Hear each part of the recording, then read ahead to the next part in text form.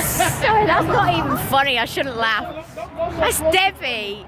Right, basically, let me quickly explain. So we're at Lauderdale Courts.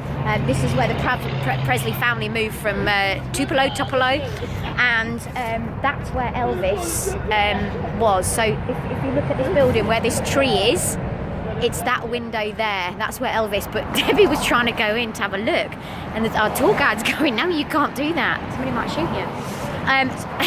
Being serious as well. So basically, Elvis moved here, and it was kind of like council accommodation for people that couldn't afford, and they moved over here. And actually in I think it was 1954, obviously when Elvis was earning a little bit more, they had to move from here because they were earning above the wage to live here, if that makes sense.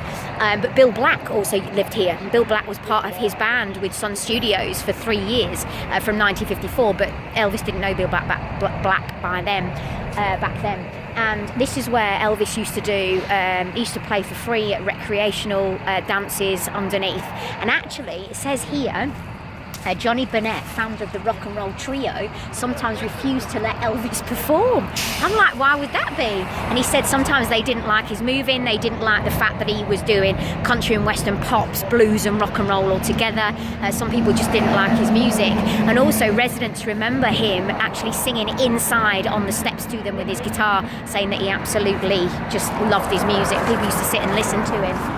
So yeah, this was also as well, what's just made me feel sick is that obviously with the racial segregation, you were only allowed to live here if you were white. I mean, man, you can't even get that into your head, can you? White, you can only live here if you're white. What? But obviously where Elvis Presley grew up and who he mixed with in the ghettos, etc., he was used to mixing with the blacks, so he didn't have a problem. So you're like, oh my God, Elvis, you're just amazing, because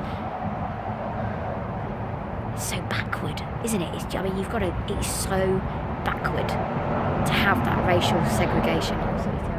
So that's where he lived when he first moved here with Vernon and Gladys. Don't forget to give a thumbs up and subscribe.